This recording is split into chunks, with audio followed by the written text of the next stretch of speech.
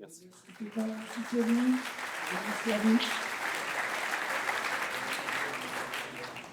Donc maintenant, j'accueille Camille Bray, qui est professeur à l'École polytechnique fédérale de Lausanne et qui va nous faire un petit discours invité sur l'optique non linéaire intégrée. Alors le titre exact, ça va être une surprise parce que je crois qu'on va avoir droit... Ah non, c'est toujours les transparences sont en anglais, mais on va avoir droit à une petite surprise et c'est une première mondiale de la part de Camille. Je crois que Camille va nous faire sa présentation en français.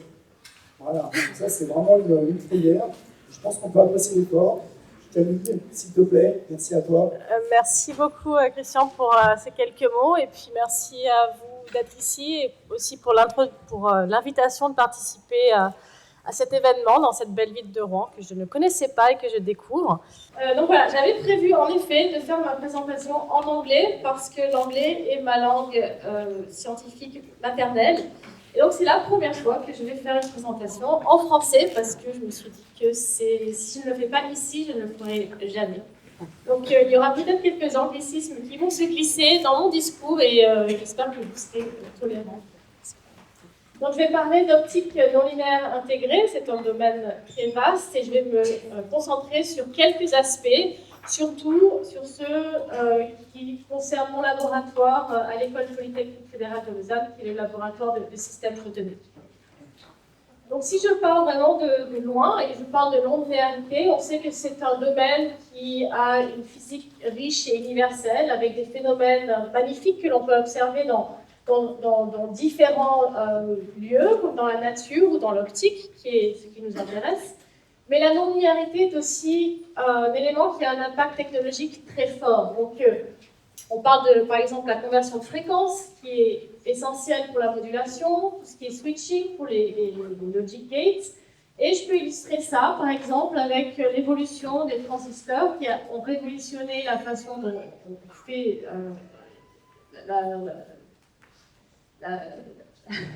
le processing d'informations. Et lorsque l'on a pu miniaturiser ces éléments, on peut maintenant mettre des millions de ces éléments sur une puce, ce qui a vraiment changé la façon dont on a cette révolution digitale de nos jours. Mais qu'en est-il des photons et de l'optique non linéaire? Donc bien sûr, les photons n'aiment pas interagir, donc ce que l'on doit faire, c'est leur permettre non seulement d'interagir, mais de façon efficace et de façon contrôlée. Donc pour cela, on utilise l'interaction entre la lumière et la matière lorsque l'intensité de notre champ est assez grande pour changer les propriétés du matériau. Donc au niveau microscopique, notre champ va influencer le déplacement des électrons, et il y a donc un dipôle qui va être induit, et on peut considérer au niveau macroscopique qu'il y a une polarisation du matériau qui peut avoir une dépendance non linéaire. Donc c'est sur cette équation ici, on voit la polarisation du matériau qui souvent est dominée par le côté linéaire avec la susceptibilité linéaire, mais qui peut ensuite avoir des termes non linéaires lorsque l'intensité de notre champ optique est élevée grâce aux ordres supérieurs de la susceptibilité Ki2 et Ki3. Donc si on se concentre sur ces effets, bien sûr il y a des effets d'ordre supérieur, mais je vais surtout parler de Ki2 et Ki3. Ils ont des effets différents. Donc, par exemple, si on parle de Ki2, on a l'effet électro-optique que l'on utilise pour la modulation, mais aussi tous les mélanges à 3 ondes. Et pour l'effet Ki3, c'est l'effet Kerr, avec cette dépendance de l'indice de réfraction sur l'intensité, et les mélanges à 4 ondes.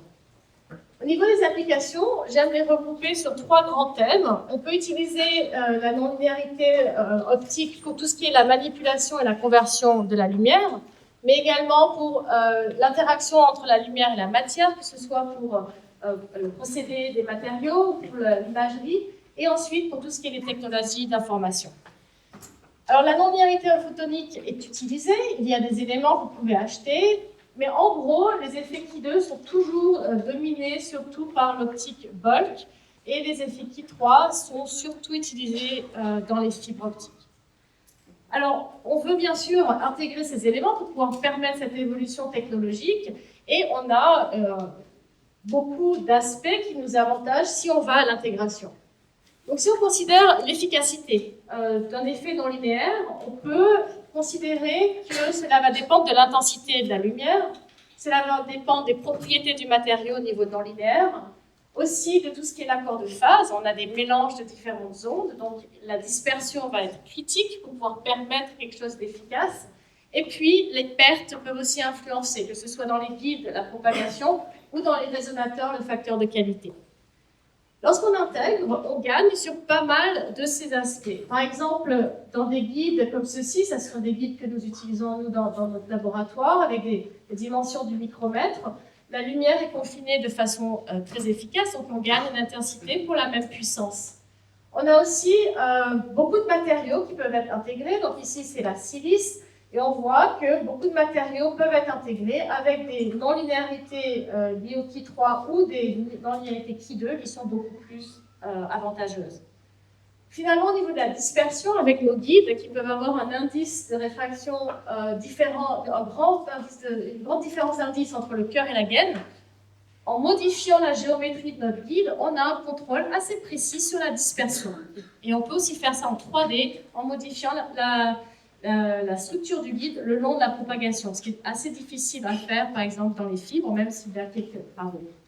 Et finalement, pour ce qui est des pertes, il y a eu beaucoup d'efforts pour réduire les pertes de ces matériaux. Donc ça, c'est des résultats d'un papier publié il y a quelques années qui montrent que, par exemple, avec le nitrate de silicium, on peut avoir des pertes dans le sous-dB par mètre, et même dans d'autres matériaux un peu plus exotiques, considérant l'intégration, les pertes peuvent être très faibles. Donc, puisque nos éléments sont courts, on peut avoir des éléments de millimètres, quelques centimètres ou plus longue distance, ce type de perte est en fait très faible pour ce qu'on veut faire. Alors, ça là paraît super, on a tous les ingrédients, mais pour moi, la difficulté, c'est que tous doivent être pris ensemble. Il faut que tout soit optimisé, donc c'est un mélange des propriétés des matériaux, non seulement linéaires, mais aussi non linéaires. La fabrication au niveau de la nanofabrication qui doit être optimisée, et puis ensuite l'élément lui-même qui doit avoir les performances et qui puisse être fabriqué basé sur ce que la nanofabrication nous offre.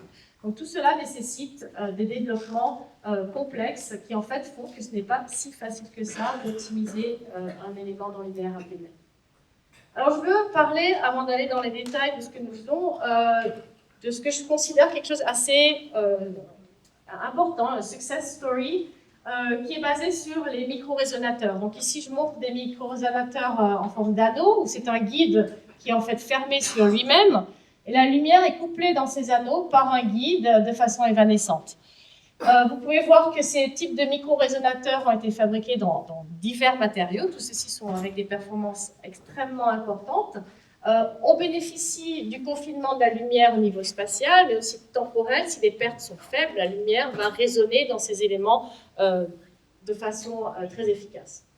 Et basé sur ces micro-résonateurs, une des démonstrations non linéaires, je pense que vous avez sûrement presque tous entendu parler, c'est la génération des peines de fréquence Kerr, où en injectant tout simplement une onde continue à l'intérieur d'une de ces résonances, avec bien sûr les conditions de puissance, de détuning et de dispersion qui doivent être adéquates, vous pouvez, par une succession d'effets non linéaires de mélange à 4 ondes, peupler les résonances autour de cette pompe et générer ces peines de fréquence.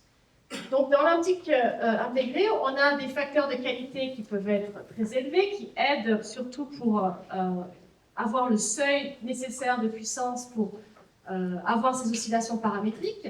On peut contrôler la dispersion, c'est vraiment critique pour ces peines de fréquence. On peut contrôler l'ISL par la dimension de votre résonateur, et ici on parle de dimensions qui vous donnent des ISL dans les gigas à terahertz. Et ensuite, la physique étant très riche à l'intérieur de ces micro-résonateurs, vous pouvez générer différents types de peines de fréquence et les contrôler. Donc de plus en plus, on peut avoir un contrôle très avancé de la génération de ces peines de fréquence. Donc basé sur cette physique, maintenant on voit de plus en plus de démonstrations, surtout dans les laboratoires. Ça a révolutionné la métrologie, mais pas seulement. Tout ce qui est télécom et datacom, c'est qu'avec cette démonstration, on utilise un peine de fréquence, la spectroscopie, ranging ou microwave photonics. Et je dois dire que même maintenant, on voit des startups qui offrent ce type de peine de fréquence intégrée, si vous êtes intéressé, c'est devenu un produit plus ou moins commercial. Mais bien sûr, il reste beaucoup de choses à faire et je veux mentionner ici quelques points qui pour moi sont importants. Il y en a d'autres. Il y a beaucoup d'autres travaux qui sont faits, mais je ne vais pas tout couvrir ici. Donc, premièrement, malgré les bénéfices de l'intégration, la plupart de ces systèmes ont besoin de sources de pompage qui sont bulk. Donc, quelque chose qui a beaucoup de puissance. Donc, finalement, c'est quand même encore des systèmes qui demandent une haute puissance. Le fait qu'on ait beaucoup de matériaux peut paraître comme un avantage, et c'est vrai, mais ensuite, il y a la question de est-ce qu'il y a un matériau qui va pouvoir répondre à toutes les attentes, comme le silicium a vraiment commencé cette idée d'optique intégrée. C'est encore quelque chose qui n'est pas clair. Comme vous pouvez voir, beaucoup de résonateurs ont été faits dans différents matériaux. Un autre aspect qui est lié aux matériaux, c'est que la plupart des matériaux intégrés qui sont très développés, et on parle ici de tout ce qui est sous la base du silicium, dans la silice, les nitrures de silicium ou silicium, n'ont pas de réponse non linéaire du second ordre. Et bien sûr, c'est quelque chose qu'on aimerait avoir sur puce, mais qui est difficile d'obtenir. Et finalement, la grande majorité des éléments développés non linéaires et démontrés en laboratoire opèrent dans l'infrarouge, au niveau des ondes télécom.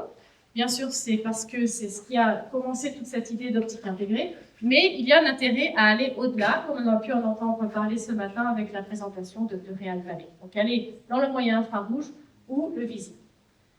Donc, moi, ce que je trouve, c'est qu'on a ici beaucoup de plateformes qui peuvent être étudiées, beaucoup d'approches, beaucoup de choses à faire. Donc, pour quelqu'un comme moi, ou comme vous, ou comme d'autres qui sont intéressés par la science, c'est un rêve. Mais il y a bien sûr cette question, comment bouger cette technologie d'optique intégrée à quelque chose qui peut être implémenté et avoir un impact. Bon, je ne vais pas répondre à cette question, mais je vais essayer de vous montrer comment est-ce que nous essayons de travailler sur certains de ces aspects dans mon laboratoire. Donc, je vais parler de comment on peut utiliser les éléments non linéaires pour passer de l'infrarouge au moyen infrarouge, parce que là, on est intéressé par toutes les applications de spectroscopie, par exemple, ou bien aller dans le visible pour toutes les applications biologiques et quantiques. Et on peut utiliser la non-linéarité pour passer de l'infrarouge, où nous avons toutes les sources et tout ce qui est très développé, pour pomper nos systèmes et convertir de façon efficace et contrôler la lumière. Alors, premièrement, je vais vous montrer comment nous, on essaie d'aller vers le moyen infrarouge en utilisant des effets Ki3. Il y a d'autres techniques pour aller dans le moyen infrarouge, mais nous sommes intéressés par la génération de supercontinuum, où en injectant une impulsion femtoseconde dans un guide non linéaire, avec une dispersion anormale, on peut générer des spectres extrêmement larges. Donc ça, c'est le type de spectre que l'on obtient, ça c'est expérimental, l'impulsion d'entrée, le spectre, et ensuite à la sortie, on obtient un spectre très large. Et cela vous permet d'avoir des très belles photos, comme dans la fibre, où on a un supercontinuum dont on voit bien sûr que la partie visible, ou dans les guides intégrés, où on voit également que la partie visible. Aller dans des guides intégrés nous offre des avantages. D'un côté, comparé à la silice, on a accès à des matériaux avec des bandes de transparence beaucoup plus larges. Donc, on devrait pouvoir avoir des opérations qui vont au-delà de ce que les fibres peuvent vous donner, si on parle de silice. Ensuite, comme je l'ai mentionné, cette contrat d'indice entre le cœur et la gaine vous donne une précision sur la dispersion. Donc, nous devrions être capables de contrôler l'opération du supercontinuum. Et finalement, les plateformes intégrées sont caractérisées en général par une non-linéarité beaucoup plus élevée que les fibres. Donc, nous devrions pouvoir réduire le produit distance-puissance pour avoir une efficacité d'opération. Quelques détails sur comment est-ce que nous générons notre supercontinuum. Donc, nous injectons une impulsion femto dans notre fibre, dans la dispersion anormale. Donc là, c'est le spectre d'entrée. Dans notre cas, dans l'infrarouge. Lorsque cette impulsion se propage, si on a les bonnes propriétés de dispersion et de non-linéarité, ce spectre va s'élargir. Le spectre du soliton, ici, va pouvoir aller dans la région anormale. Et à ce point-là, il est possible que nous ayons un transfert d'énergie entre notre spectre élargi et des ondes dispersives. Donc, je ne vais pas aller dans tous les détails. Ici, on a ce qu'on appelle la dispersion intégrée, qui dépend tout simplement de la dispersion de notre guide. Ce qui se passe, c'est que lorsqu'on est à la fréquence du soliton et qu'on s'éloigne, on voit que cette dispersion intégrée augmente, donc c'est comme une barrière. Mais grâce aux ordres supérieurs de la dispersion, il est possible qu'on ait une fréquence avec un accord de phase. Donc, si on a un accord de phase, le spectre ici va pouvoir, de façon très efficace, convertir de la lumière. Et on peut contrôler où cette conversion se passe grâce à la forme de cette dispersion. Donc, nous, ce qu'on aimerait faire, c'est avoir une conversion efficace. Donc, pour faire ça, il faut travailler sur cette espèce de dispersion intégrée. Par exemple, en augmentant la quantité de dispersion vers le visible, car nous ne voulons pas aller vers le visible, et en diminuant la dispersion qu'il y a vers le moyen infrarouge, ce qui devrait nous permettre d'avoir une conversion beaucoup plus efficace de la lumière. Donc, une première façon de faire ça, c'est de travailler sur la dimension du guide. Donc ça, ce sont des guides en nitro de silicium que nous utilisons. C'est un guide que je considère relativement standard en haut, qui a une épaisseur beaucoup plus fine que sa largeur. Et lorsque nous avons un guide comme celui-ci, ces guides sont fabriqués par le groupe du professeur Kippenberg à l'EPFL, où ils sont capables d'avoir des guides très épais tout en maintenant une qualité extrêmement élevée. On voit que la dispersion a une bande anormale qui est en dessous de zéro, beaucoup plus large. Donc, premièrement, ça doit devoir nous permettre d'avoir un élargissement du soliton plus loin dans le moyen infrarouge. Mais intéressant, c'est que si on regarde cette dispersion intégrée, on voit qu'en pompant autour de 2 microns, on a cette barrière dans le visible et moins de résistance vers le moyen infrarouge. Donc, on devrait être capable d'avoir une conversion efficace vers le moyen infrarouge. Et en variant la dimension du guide, on change cet accord de phase. Donc, c'est pour un contrôle lithographique de l'accord de phase entre 3 et 4 microns. Donc, tout ça, c'est des calculs théoriques. Niveau expérimental, ça marche très bien. Donc, vous voyez ici l'expérience. Alors, c'est très simple. On a notre puce de 5 mm, des guides droits de 5 mm. On injecte notre lumière infrarouge. On voit qu'à un moment, on a la fission du soliton qui génère le supercontinuum.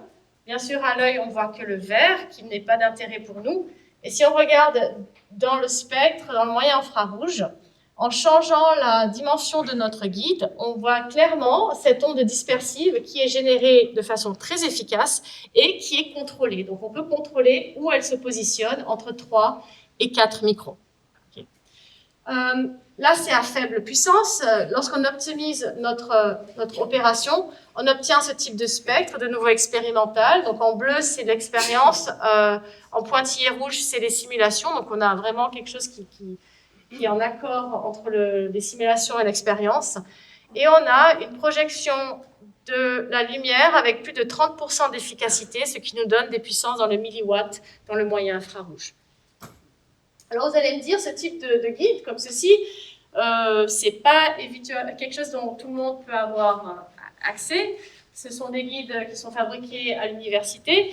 Et un des avantages du nitro de silicium, c'est que c'est une plateforme très développée qui, en fait, maintenant est offerte de façon commerciale. Et tout le monde peut avoir accès aux guides en nitro de silicium.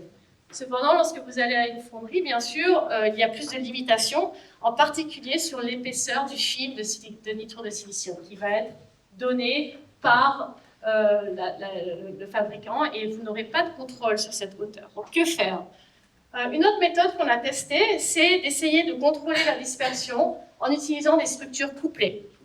Donc, à la place d'utiliser un seul guide, on a deux guides qui sont très proches. La hauteur ici serait définie par la fabrication, par exemple dans ce cas 800 nanomètres, et on peut contrôler la largeur et la séparation des guides. Ce qui se passe, c'est que lorsque la longueur d'onde augmente, le mode devient plus large et on va sentir la présence du guide qui est couplé et ça va influencer la dispersion. Et vous pouvez contrôler comme ceci la dispersion. Là, ce sont des calculs. On voit que si on a un guide simple, on a une barrière de dispersion très importante vers le moyen infrarouge. Et dans notre structure couplée, on arrive à diminuer la barrière de dispersion, ce qui devrait nous permettre d'avoir une conversion beaucoup plus efficace. Et ça fonctionne, bien sûr, expérimentalement, les résultats sont montrés ici. C'est ce qu'on obtient dans un guide simple. On voit bien l'onde dispersive, mais il n'y a aucune lumière qui peut être convertie. Lorsqu'on a le guide couplé, optimisé pour avoir une conversion entre 3 et 4 microns, on voit très clairement que l'on peut augmenter le transfert d'énergie dans cette région. Donc ça, c'est une autre façon de contrôler la dispersion. Donc, basé sur ce type de source, je vous montre une application. On a pu montrer qu'on peut utiliser ces sources grâce à leur largeur de bande et à la puissance que l'on obtient pour la spectroscopie. Donc, c'est une expérience très simple. On a notre source qui est tout simplement un laser à fibre couplé dans notre guide. Et ensuite, on injecte directement la lumière qui est générée dans le guide dans une cellule de gaz qui a multiples gaz. Et on peut voir dans le spectre optique directement les lignes d'absorption très clairement. Et grâce à cette largeur de bande, on est capable de détecter différents types de gaz dans une seule mesure. Et vous pouvez voir la comparaison avec HiTran qui est très bonne. Alors, je veux bien sûr mentionner qu'il y a beaucoup d'autres travaux dans le moyen infrarouge en utilisant d'autres matériaux comme le silicon germanium ou le gallium arsenide. Donc, il y a d'autres techniques. Ces matériaux devraient nous permettre d'aller encore plus loin dans le moyen infrarouge, car avec le nitrure de silicium, 4-5 microns est un peu la limite de la bande de transparence. Aussi, dans ce système, la génération de l'onde dispersive est cohérente. C'est-à-dire que si notre pompe est un pêle de fréquence, notre onde dispersive est aussi un pêle de fréquence avec les mêmes caractéristiques. Et on a prouvé. Mais ici, en pompant avec un laser à fibre, on a des taux de répétition dans le mégahertz. Peut-être est-ce qu'on est intéressé à avoir des taux de répétition plus élevés. Et dans ce cas-là, il faut revenir à nos pêles de fréquence dans les résonateurs. Générer des pêles de fréquence dans le moyen infrarouge dans les résonateurs est particulièrement difficile pour deux raisons. La dispersion est très critique pour avoir cette oscillation paramétrique, donc c'est pas évident d'obtenir dans tous les matériaux, et les pertes deviennent extrêmement importantes. Pour avoir un seuil d'oscillation qui n'est pas dans les watts, il faut vraiment avoir de faibles pertes, ce qui rend le processus difficile lorsqu'on va dans les longueurs d'onde. Néanmoins, il y a eu des travaux très intéressants ici dans des micro-résonateurs cristallins avec des facteurs de qualité extrêmement élevés où un pêle de fréquence avec des répétitions dans le 100 giga a pu être démontré. Ensuite, dans le silicium qui était pompé avec un OPO, vous voyez ici le guide, des pêles de fréquence aussi ont été générées autour de 3 microns. Ce sont des états peu bruités, mais on peut bien voir que ce n'est pas un pêle de fréquence avec un seul soliton. Donc, c'est beaucoup de solitons qui sont générés, ce qui rend ce spectre un peu chaotique. Et récemment, dans le NIOBAT de lithium, il a été démontré ce type de pêle de fréquence où un seul soliton a pu être obtenu. Donc, tout ceci montre qu'il est possible d'aller vers le moyen infrarouge avec les pêles de fréquence Kerr.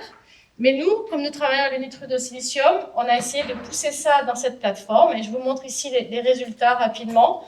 Ce sont des guides intégrés fabriqués par commercial qu'on obtient avec l'iGenTech en Suisse. Donc, tout le monde peut avoir accès à ce type de guide. On a essayé d'optimiser la dispersion pour avoir une dispersion anormale dans le moyen infrarouge. Et la qualité de ces guides et de ces résonateurs est très bonne. On peut voir qu'en variant le gap entre le guide et l'anneau, on peut contrôler comment on couple la lumière et dans l'infrarouge et à 1970. Ici, on pompait avec un laser thulium. Et on peut avoir des facteurs de qualité près de 3 millions à près de 2 microns. Donc, des pertes très faibles qui confirment que le nitrure de silicium peut avoir des pertes très faibles jusque dans le moyen infrarouge. Et en pompant donc avec notre laser à fibre, on peut obtenir des pêles de fréquence. Ici, c'est un pêle chaotique avec 2 solitons ou même un seul soliton à l'intérieur avec une performance très bonne. On est limité au niveau de la longueur d'onde par cette onde dispersive qui est due à cet accord de phase. Et en optimisant encore un peu plus la dispersion, je pense qu'on peut pousser encore plus loin l'opération de ces pêles de fréquence. Donc voilà, pour le moyen infrarouge, il y a aussi d'autres techniques, mais c'est de vous permettre de quand même d'élargir l'utilisation de ces éléments. Dans la deuxième partie, je vais parler d'aller vers le visible, et pour cela, on utilise les effets Ki2, qui nous permettent de façon efficace de convertir la lumière du moyen de l'infrarouge vers le visible. Par exemple, la seconde harmonique est un effet qui est utilisé très couramment pour convertir l'infrarouge vers le visible. Ça, c'est la conversion d'énergie où deux photons se combinent pour donner un seul photon à 2 fois l'énergie ou la moitié de la longueur d'onde, ce qui est à la base du laser pointeur vert où, en général, l'infrarouge est doublé et vous obtenez donc une lumière dans le vert. Mais comme je l'ai mentionné, la plupart des matériaux très développés qui sont intégrés n'ont pas de Ki2 parce qu'ils sont soit amorphes, soit synchrosymétriques. Donc comment est-ce que l'on peut intégrer les effets Ki2? Alors soit on peut utiliser des nouveaux matériaux, je vais bien sûr devoir parler film lithium niobate, je ne peux pas parler d'optique non linéaire sans avoir quelques diapositives là-dessus, ou bien on peut essayer de donner un Ki2 effectif à nos matériaux amorphes. Alors, juste quelques mots sur le niobate de lithium. Bien sûr, c'est un matériau qui n'est pas nouveau, c'est très utilisé sous sa forme bulk ou bien le type de guide comme ceci. Mais récemment, avec le fait qu'on puisse avoir accès maintenant à des couches fines, on peut avoir des guides monolithiques en niobate de lithium. Et ça a été très utilisé pour développer des modulateurs, comme dans ces travaux, surtout les travaux de Marco Lochar à Harvard, qui montrent maintenant des modulateurs très compacts, très efficaces et des bandes passantes très élevées. Et d'ailleurs, ils ont une compagnie, HarperLat, qui peut vous offrir ces modulateurs de façon commerciale. Je ne connais pas les prix, mais ça fonctionne très bien a priori.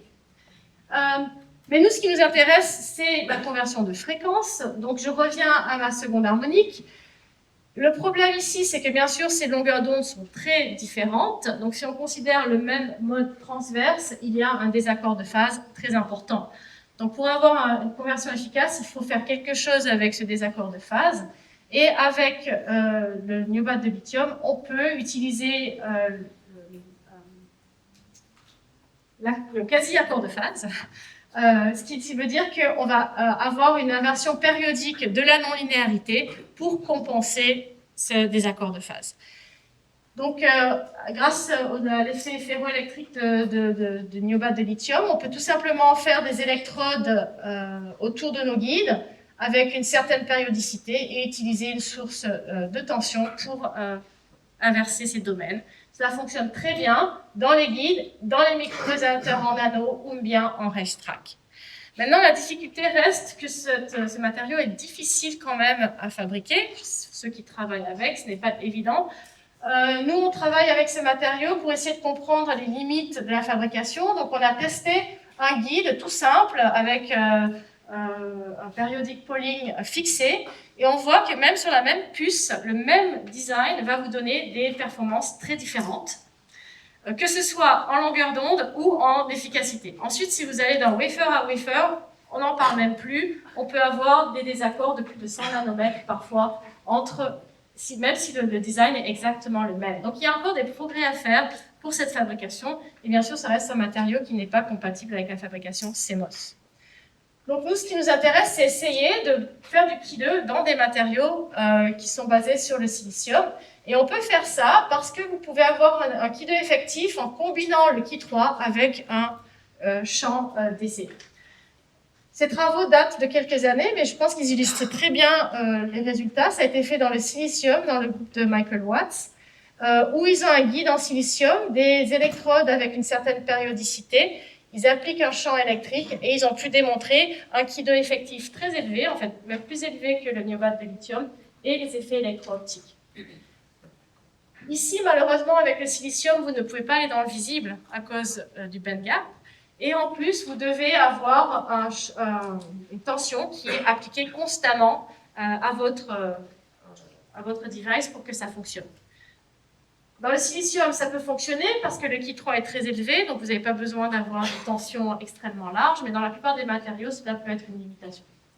Donc nous, ce qu'on a fait dans les dernières années, c'est qu'on a développé l'utilisation des Ki2 photo-induits dans le nitrure de silicium. C'est basé sur l'effet cohérent photogalvanique. Je ne vais pas rentrer dans les détails, ça me prendrait des heures, mais ce n'est pas un nouvel effet. Ça a été observé il y a plus de 40 ans dans les fibres optiques qui étaient polées optiquement et qui est encore utilisé pour certaines applications. Nous, on a montré que ça fonctionne très bien dans les guides intégrés de nitrure de silicium. On a cette génération d'un courant à cause de l'absorption de multiphotons, et ce courant a une périodicité dans la propagation qui vous donne un champ électrique inscrit dans le guide, donc vous n'avez pas besoin d'appliquer le champ, avec la périodicité adéquate pour avoir l'accord de phase. Donc c'est tout optique, ça s'organise tout seul et c'est reconfigurable. Donc vous pouvez effacer et réécrire le réseau à l'intérieur du guide. Et là, c'est une image d'un réseau dans le guide. Donc c'est avec un two-photon microscopy qui vous donne la réponse Ki2. Donc premièrement, on voit qu'on a un Ki2 et que ce Ki2 est périodique. Donc basé sur cela, on a pu montrer des effets très efficaces. Si vous combinez cet effet optique induit dans des micro-résonateurs, donc vous bénéficiez du field enhancement dans le micro-résonateur, des efficacités de plus de 2500% par watt ont été démontrées à NIST, et nous avons pu montrer que cela vous donne des puissances de plus de 10 milliwatts à l'harmonique dans ces matériaux qui n'ont pas de Ki2 à la base, mais qui maintenant sont capables de vous donner des réponses Ki2 très efficaces. L'avantage, c'est vraiment l'opération très flexible, donc il n'y a pas cette électrode prédéfinie sur votre élément, donc ça fonctionne à n'importe quelle longueur d'onde. Ça a été montré aussi à 1 micron, à 2 microns, à 1,5 micron dans exactement les mêmes éléments. Ici, ça montre que si on pompe différentes résonances de notre micro-résonateur, on inscrit toujours un réseau, la période va être ajustée pour avoir l'accord de phase parfait. Et ça s'adapte aussi de façon géométrique, donc si vous avez des ordres transverses différents, le réseau va aussi s'adapter géométriquement, automatiquement. Mais ces effets sont très efficaces, donc on peut voir des effets cascadés à l'intérieur de ces micro-résonateurs, c'est-à-dire que multiples réseaux peuvent être inscrits optiquement les uns sur les autres. Ici, vous voyez clairement une double périodicité, donc on a deux réseaux inscrits. La forme géométrique, c'est parce que c'est des ordres transverses, des modes transverses différents. Et grâce à ça, on a pu montrer qu'on peut cascader les effets Ki2 dans le nitrure de silicium jusqu'à l'UV à 387 nanomètres. Et on voit clairement l'UV qui est généré dans nos guides. Donc vraiment quelque chose qui peut être poussé vers le visible et l'UV. On est à un point où maintenant, on a des effets physiques très efficaces, on a des matériaux très développés, très matures, avec des performances linéaires très bien. Donc on peut combiner les deux et aller vers des éléments qui pourraient être intégrés complètement. Donc il y a cette idée d'utiliser les micro-résonateurs pour ce verrouillage. Alors là, le mot m'échappe. Le self-injection locking, on ne sait même pas. Voilà, self-injection locking. Ça a été fait dans différents systèmes, beaucoup de gens travaillent. Ce qui se passe, c'est qu'on a un laser DFB qui a une largeur de raie qui peut être relativement large. Et quand on le couple à un micro-résonateur, de la lumière peut être réfléchie de retour dans le laser DFB, ce qui va le permettre de se verrouiller à cette résonance. Et plus le facteur de qualité de votre anneau est élevé, plus le verrouillage va être efficace et vous allez avoir une réduction de la largeur de raie de votre DFB. Donc nous, on travaille avec nitrure de silicium encore. Ici, c'est une résonance de notre système avec des facteurs de qualité de près de 10 millions. Et on peut voir, juste avec une mesure hétérodyne, qu'en effet, lorsqu'on est verrouillé, on a une réduction de la largeur de raie très importante, ici limitée par la détection de notre système de détection. Mais si maintenant on peut combiner cet effet linéaire dans nos résonateurs avec un Ki2, alors on pourrait à la fois affiner la raie dans l'infrarouge et générer une harmonique vers le visible avec une largeur de raie très étroite, ce qui est très difficile à faire directement avec les DFB ou directement dans le visible parce que les facteurs de qualité sont beaucoup plus faibles. Donc, c'est les travaux qu'on a présentés récemment. Donc ici, c'est notre élément. On a le laser qui est couplé directement à un anneau de nitrure de silicium. On voit déjà, je ne sais pas si vous voyez bien, mais qu'il y a du rouge qui est généré parce qu'on génère l'harmonique à l'intérieur. C'est confirmé avec les spectres. On a bien la pompe infrarouge et son harmonique. Mais très intéressant, c'est si on prend le spectre de bruit.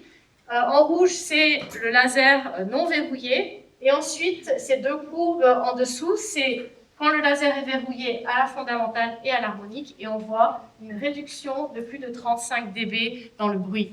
C'est-à-dire qu'en combinant les effets linéaires et ces effets non linéaires, on peut avoir des sources de lumière vers le visible qui vont avoir des largeurs de raies dans le Hertz. Et on peut ensuite avoir des cascades pour aller encore plus bas dans les UV. Il y a d'autres travaux qui ont été faits récemment, aussi dans le nitrure de silicium et puis dans le niobate de lithium, en utilisant exactement la même approche. Donc quelque chose qui, à mon avis, est très intéressant.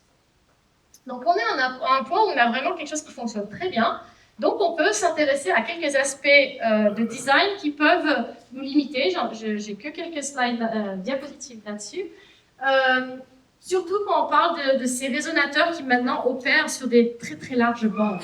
Et tous ceux qui travaillent là-dessus savent qu'il y a quelques difficultés que l'on doit considérer. En particulier, par exemple, dans ces micro-résonateurs, vous pouvez avoir des spectres ou des peines de Kerr extrêmement larges, vous pouvez avoir des harmoniques très efficaces. Mais comment est-ce que vous sortez la lumière de votre résonateur? Alors, c'est pas suffisant d'avoir quelque chose à l'intérieur du résonateur très efficace, il faut être capable de l'extraire pour ensuite l'utiliser.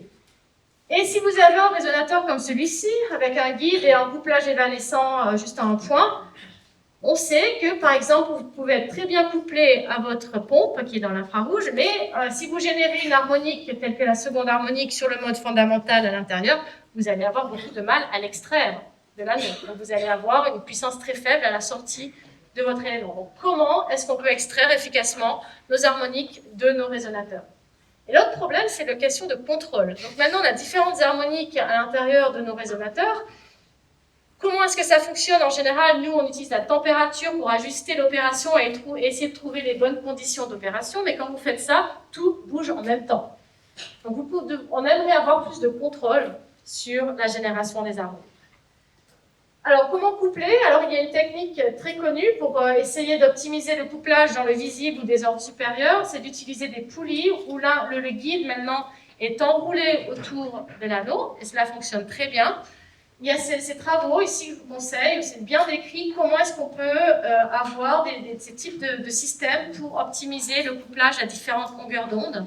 C'était surtout dans l'idée d'extraire les peines de fréquence très efficacement. Cela fonctionne bien, mais surtout pour des anneaux très petits. Si vous commencez à avoir des anneaux plus grands, surtout ce qui nous intéresse, c'est des ISL qui sont plus petits, le design devient très compliqué et pas aussi efficace. Donc nous, on a travaillé sur ce type de système avec des racetracks où on couple dans la partie droite de notre système. Et c'est un peu la même idée, c'est qu'on doit essayer d'optimiser comment est-ce que la lumière à la pompe et l'harmonique se propage et utiliser des estimations de perte pour trouver des points d'opération où les deux longueurs d'onde seraient couplées de façon critique. Ça, c'est le type de système que l'on utilise, de nouveau fabriqué de façon commerciale. La théorie et ce qu'on observe expérimentalement, donc ça fonctionne plutôt bien. On a des résonances visibles et dans l'infrarouge et vers la seconde harmonique, et on est capable d'extraire de façon très efficace la seconde harmonique que vous pouvez voir ici. Bon, bien sûr, il y a pas mal de scattering dans notre puce, mais sur le guide qui couple à l'extérieur, vous voyez qu'on a beaucoup de lumière qui est extraite de l'anneau. Le dernier point, c'est sur le contrôle, qui est un peu plus difficile. Mais vraiment, comme je l'ai mentionné, avec cette fabrication très développée, maintenant on peut penser à des designs un peu plus évolués. Et nous travaillons sur ce type de système où, au lieu d'avoir un seul anneau, on a maintenant deux anneaux et cela pourrait ensuite avoir plusieurs anneaux. Donc ce sont des résonateurs qui ne sont pas couplés linéairement. Donc il n'y a pas de supermode qui est généré. Par exemple, le résonateur sud est uniquement pour la lumière infrarouge et le résonateur nord serait uniquement pour l'harmonique. Par contre, il y a une section ici qu'on peut contrôler de façon thermique une section de couplage où les deux harmoniques propagent ensemble. Ça nous permet d'un côté d'avoir, alors on appelle ça des non-linearly coupled, linearly uncoupled resonators, c'est un peu difficile à dire, mais ils sont non couplés linéairement, donc il y a deux résonateurs complètement indépendants, donc on peut avoir un design totalement différent pour la pompe et l'harmonique. Par contre, il y a une région d'interaction non linéaire qui va nous permettre d'avoir la conversion que nous cherchons. Maintenant, on a un contrôle indépendant et déterminé pour les bandes séparées. On peut avoir des dimensions totalement différentes entre les deux résonateurs. Et l'autre avantage, c'est que l'extraction de la lumière est simplifiée parce qu'ici, on a uniquement la lumière infrarouge qui est couplée et ici uniquement l'harmonique. Donc, on n'a plus besoin de se prendre la tête avec essayer d'extraire différentes longueurs d'onde. Et ça fonctionne très bien. Donc, je vais finir sur ces résultats. Je vous montre... ici, c'est des images, donc la partie supérieure gauche, c'est avec une caméra visible, et on peut clairement voir que la lumière visible qui est générée dans notre système est uniquement dans le résonateur nord. Lorsqu'on utilise une caméra infrarouge, on voit que c'est uniquement dans le résonateur sud, complètement découplé. Par contre, dans la région d'interaction, quand on regarde avec tout photon microscope, on voit clairement l'inscription d'un réseau qui permet cette conversion de lumière. Donc tous les éléments sont réunis pour avoir quelque chose qui fonctionne très bien. Maintenant, on a une opération ultra large bande. On peut accéder à la seconde harmonique de façon continue. Là, on est uniquement limité par notre laser, en fait. Donc, on voit la génération sur plus de 40 nanomètres à la seconde harmonique. Très efficace, des niveaux de puissance dans le milliwatt qu'on obtient. Et on peut aussi avoir le doublage d'un pan de fréquence parce qu'on peut contrôler l'ISL des deux résonateurs de façon à ce qu'ils soient identiques. Donc on peut générer un pan de fréquence à l'infrarouge, ce qui est beaucoup plus facile, et doubler de façon très efficace ce pan de fréquence et le transférer maintenant vers les longueurs visibles. Donc on a de nouvelles opportunités pour la conversion et la manipulation de la lumière.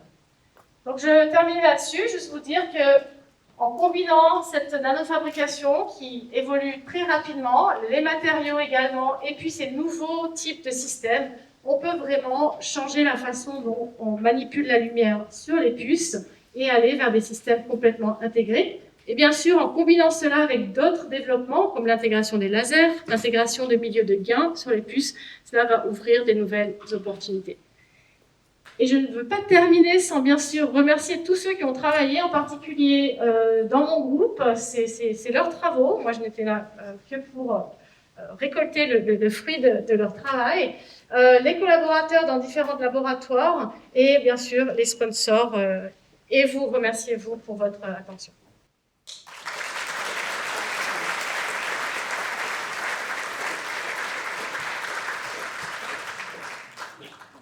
Un grand merci Camille pour vraiment cette présentation éblouissante. Donc là, on a quand même le temps pour quelques questions.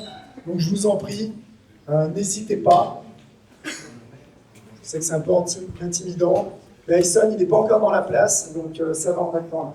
Ariel. Merci beaucoup pour cet excellent exposé et super résultat.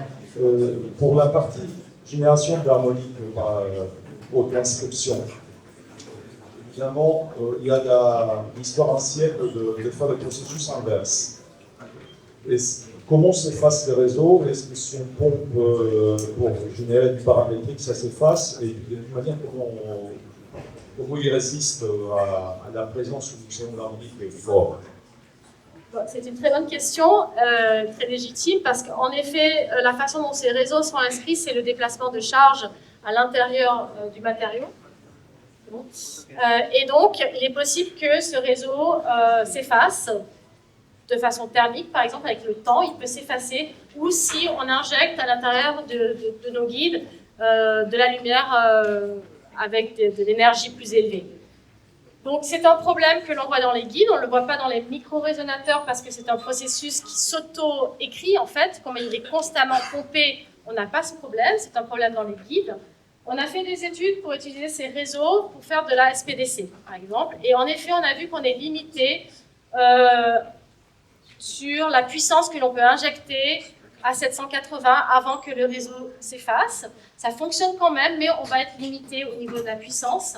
C'est quelque chose qu'on essaie d'étudier avec l'étude des propriétés du matériau et changer un petit peu la composition des matériaux pour voir si on peut diminuer cet effet en utilisant par exemple du nitro de silicium enrichi avec du silicium. On peut changer un petit peu ses propriétés. Dans les guides, c'est en effet un problème. Dans les micro-résonateurs, non. Attends, juste pour que ce soit clair, le All Optical Polling, on peut l'effacer. Si on... D'accord, donc ça c'est une bonne chose. Préécrit. D'accord. J'interviens sur c'est quoi le niveau de puissance qui est plus actuellement dans les guides? Est-ce que c'est compatible avec un laser qui sera intégré directement sur la puce? Les réseaux de puissance pour inscrire le réseau, les puissances pour inscrire le réseau. Pour inscrire, puis ensuite pour faire fonctionner le... Oui. Alors dans les guides, c'est différent. Dans les guides, d'abord on inscrit. Donc là, on a besoin quand même de pas mal de puissance pour inscrire. Ensuite, pour lire le réseau et faire l'harmonique, c'est tout à fait compatible avec n'importe quel laser. Et dans les résonateurs, avec les facteurs de qualité qu'on peut obtenir maintenant, comme j'ai montré, c'est compatible avec les lasers intégrés. Donc, on a besoin, dans le guide de couplage, au point où on en est, disons, 100 milliwatts. Donc, c'est quand même assez élevé, mais c'est compatible avec certains lasers intégrés. Alors, si pour moi, tu as mentionné Hyperlight, mais lorsqu'ils réalisent des dispositifs, s'ils font du pipeline avec, est-ce qu'on peut considérer que leurs dispositifs sont de bonne facture, enfin, ou est-ce qu'on doit s'attendre à des variations dans les dispositifs Alors honnêtement, je ne sais pas, je n'ai jamais utilisé leur système. C'est pour la modulation, donc ce n'est pas du periodic polling. Donc à mon avis, oui, c'est assez robuste, mais comme tout le monde qui fait de la fabrication, ils doivent sûrement avoir multiples devices et choisir les meilleurs ensuite qui vont être packagés. Alors, juste une dernière question, les derniers résultats que tu as montrés, ils sont publiés déjà ou Oui, ils ont été publiés, ils ont été montrés à les conférences et sur Archive. Voilà. Ils sont sur Archive, d'accord. Bah, écoutez, je crois qu'on peut remercier Camille encore pour cette présentation.